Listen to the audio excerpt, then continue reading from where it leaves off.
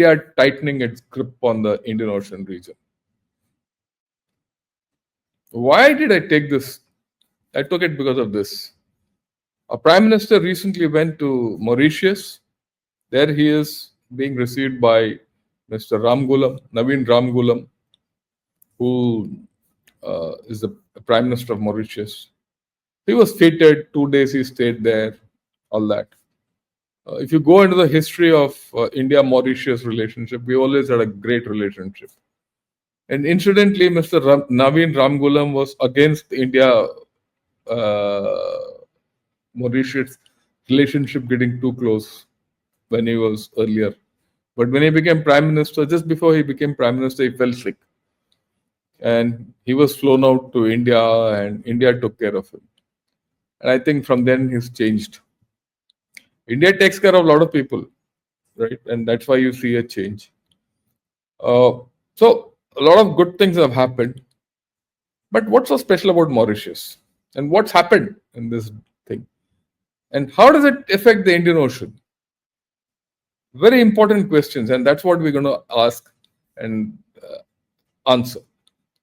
So key takeaways, standard importance of Mauritius in the Indian Ocean region and India's strategy there.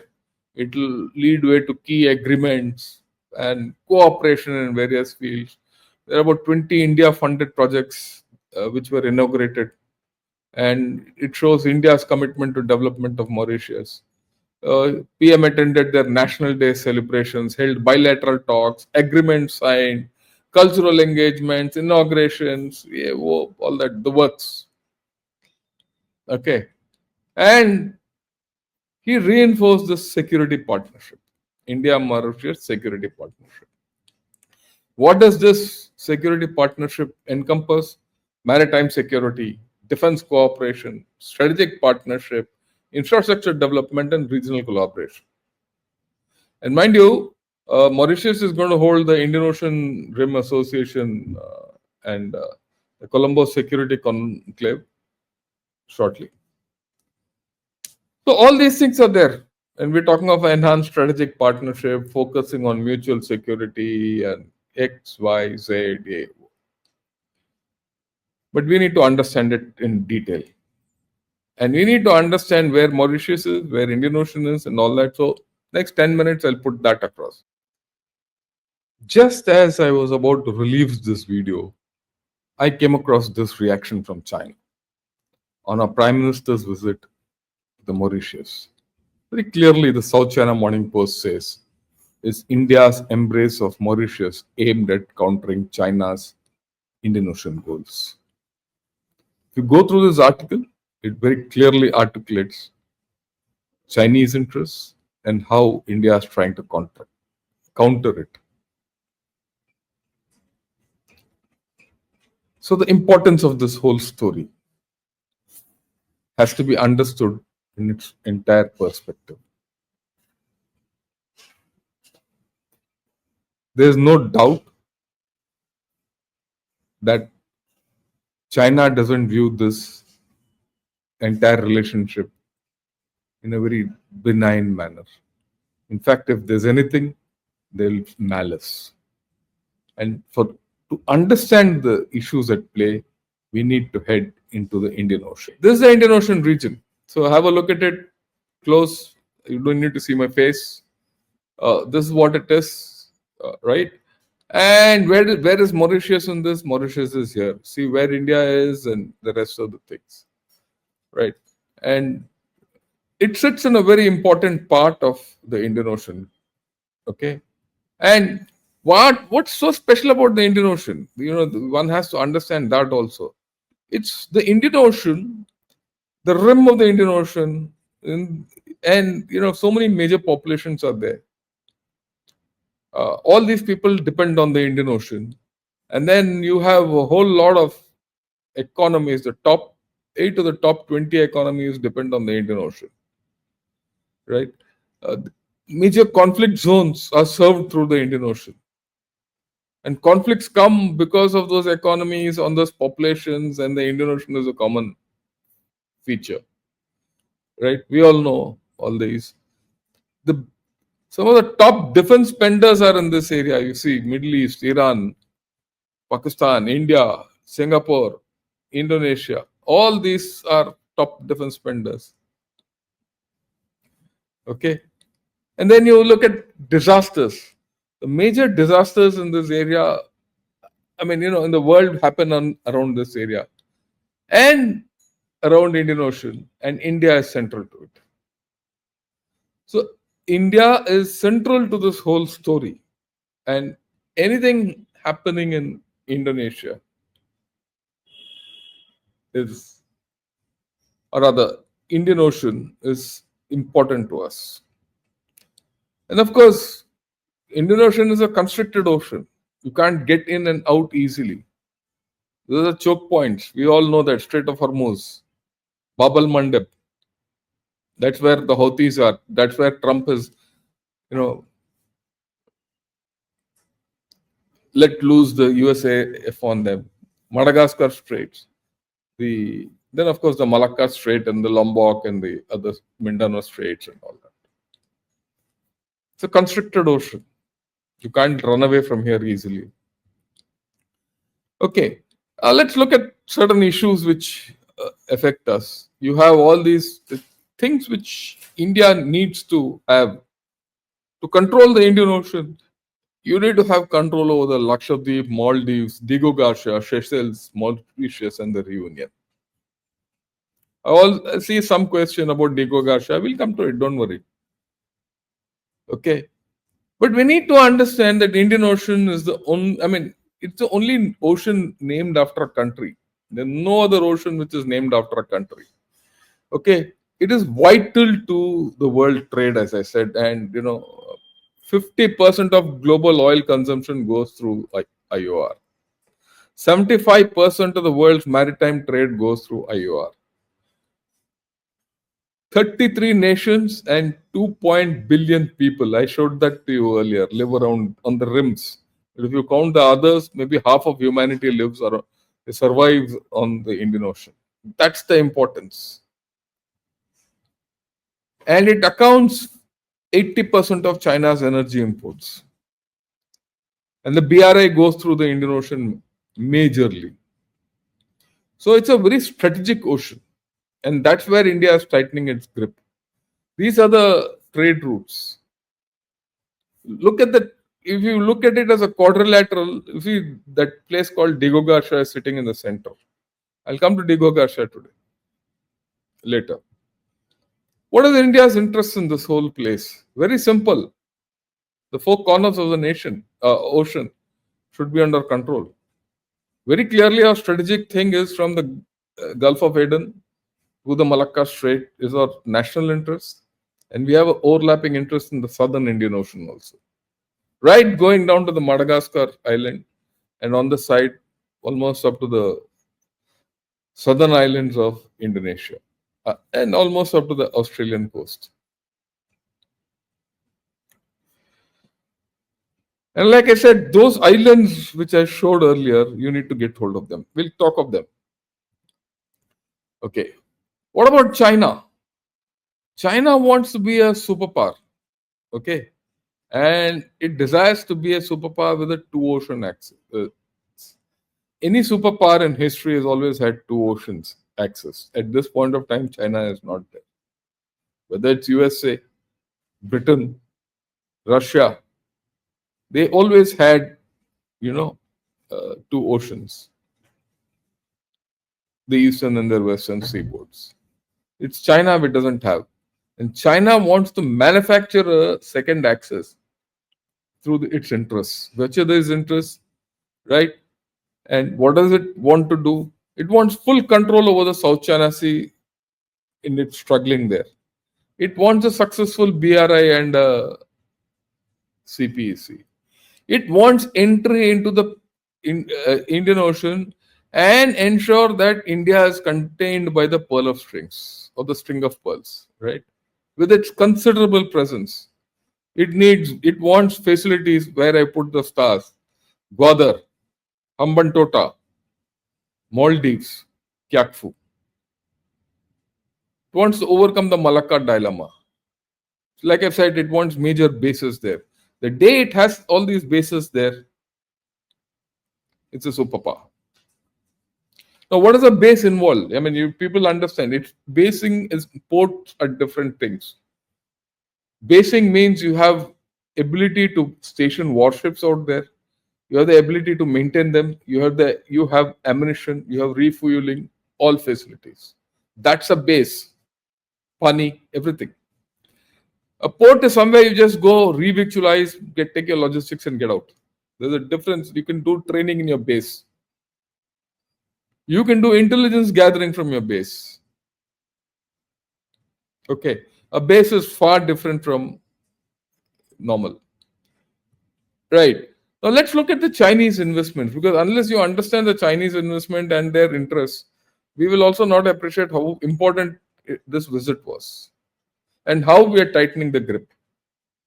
Okay. Just think 17 ports in the IOR have some degree of Chinese involvement. They could be, deep water ports and terminals like Gwadar or Lamu, and small ones like at Port Sudan, which has only for livestock, sheep, something like that. Okay, it's involved in construction of 13 of these ports out of the 17. And they have financial involvement. Chinese financial companies have involvement in 8 projects in the form of debt or equity. Either they finance the projects or they're partners of this whole story. Right? Many countries in the IOR in which China is constructing ports are indebted to China. So they're compromised. These are Kenya, Pakistan, Myanmar, Sri Lanka, Djibouti. They are in considerable debt of China. So China will extract this. So, and this is something we have to live with, because these countries can't repay back. Okay. And Djibouti, they already have a base. Gwadar, they are trying to establish a base about which I have spoken. When all this happens, especially if Djibouti and Gwadar come as a base, they get half an access into the Indian Ocean. And then they can do a lot of things. Okay, what do we do? Have a look at this again. This is the Indian Ocean region. Okay, now I'll expand this. I'll get out of my thing. This is the Indian Ocean region. The Indian Ocean has 3 ridgelines or archipelagos, the ones which I've put in yellow, right? This is the Andaman Nicobar archipelago. This is the Chagos archipelago from Diego Garcia to Lakshadweep. Okay, and this is the Seychelles Mauritius Reunion archipelago. Now, apart from the mainland of the Indian Ocean, whoever controls these archipelagos controls the Indian Ocean. That's the beauty. As of now, we control the complete Andaman Nicobar archipelago. You control the Lakshadweep archipelago. Diego Garcia is with USA. Maldives, you have put in the center. And I'll explain to you what we are doing about the Maldives. Okay. In this place, Seychelles, Mauritius, and Reunion, you have good relations. And with Mauritius, if you have good relations, you control this Indian Ocean region. And that is why our Prime Minister's visit to Mauritius was very important. It's just not Nautanki. Okay. That's why I didn't waste time on the initial thing. Now let's look at this. Look at the bottom. There's this place called Agalega, part of Mauritius. This is called Diego Garcia, again part of Mauritius. Both these are strategically important. I'll talk of it. Okay. Now, this is the Chagos archipelago. Actually, this divides the Indian Ocean into 2, the Western Indian Ocean and the Eastern Indian Ocean. You want to control this ocean in 2 parts. It forces that separation. So there's one triangle you can control from the mainland India to Diego Garcia to Andaman Nicobar Islands. And you have another on the east. You want to control the Eastern Indian Ocean region.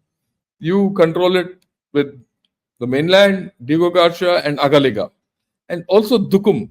Dukum is a port in Oman, which we are using. So this won't be a triangle really, this really will be a quadrilateral. Okay. But I've not put it because that whole thing is not finished as it. But Agaliga is something which we have some rights on it. Or rather, we have some. That's why Mauritius comes in. Okay. Now, what is China up to? China wants Chakfu, Hambantota, Djibouti, and Gwadar. They already have Gwadar and Djibouti. Now, the moment they get that base, they get operate this triangle, which will cut across our triangles. When that happens, we are in, I wouldn't say trouble, it will be mukamuki. I need to stop them doing that and dominate our triangles or quadrilaterals. That's the game in the Indian Ocean. That's where Mauritius comes in. Okay. Now, where is Agaliga? Agaliga is here. Okay. And Mauritius is further south, like I showed you earlier. Now, this is Agaliga if you take a closer look. And Agaliga has an airstrip, which we've been operating. Indian Navy has been operating there incidentally. So you already have a base in some form, right? And then the next thing is this Chagos Archipelago. This is Diego Garcia, which is shown here, and this is the Chagos Archipelago. Okay. Now, what happened is that there are 7 atolls in Chagos Archipelago, and about 60 islands in these atolls, and they are about 500 kilometers from the Maldives Archipelago. The southern point of Maldives, another 500 kilometers is Diego Garcia. But they are all part of the larger Chagos Archipelago. Okay. Now, this is Diego Garcia.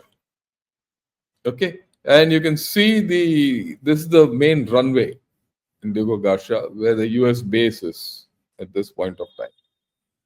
There's another snapshot of Diego Garcia, the longer view. Now, the Diego Garcia was under control of UK. I'll not go into the history. Recently, UK has agreed to give it to Mauritius. But Diego Garcia, which is part of the Chagos Archipelago and the Chagos Islands, right, will remain with UK for another 99 years. Whatever. Okay. Now, Britain continues to administer it in some form, but US continues to be there.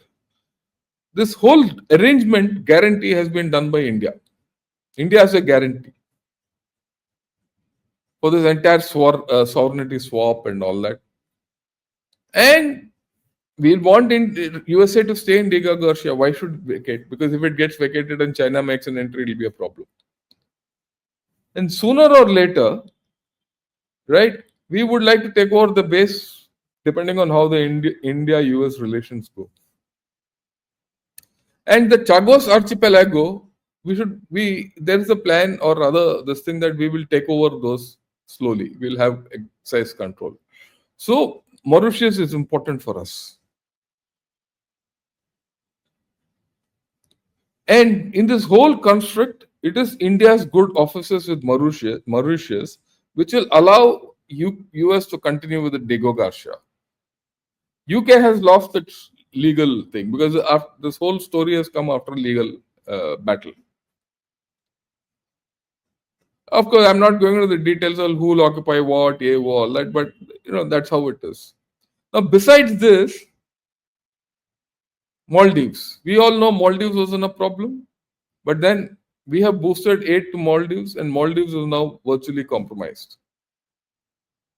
But then the Chinese are sending their tourists to Maldives in droves, and then saying, look, we are giving you livelihood, be kind to us. That's their way of looking at it. So there's a tussle on Maldives. But Maldives has been told, you can entertain Chinese, do what you want, but no warships, no nothing, all that. And Maldives are stuck to that. Even Sri Lanka has said, we will do nothing which is against India's security. And that their prime minister has said, their president has said in the parliament. So if you see, let me go back to the original map. Yeah. If you see, we have tied up Sri Lanka, we have tied up Maldives. Diego Garcia is also, the deal is done. Agaliga, we are maintaining something there. Dukum, we have. Seychelles, we have good relations. So our grip is tight. And Prime Minister has gone there and tightened it further. Okay? And this is very important from another point of view. A lot of people talk of the fact that look, India-US relations are, might fray, and Trump might not look well towards India and all that. Well, if US wants to continue in Diego Garcia, it needs India's help. Otherwise, there are problems. These issues will come up somewhere or the other. And these are not things which are, for the duration of the president's term and all. These are long-term issues. I've been hearing about Diego Garcia, Mauritius, from my time when I was a second lieutenant. Okay. So, we have tightened, but at the same time, we have challenges. We have challenges that China will try and make its inroads constantly. Please understand and remember, China recently went around Australia.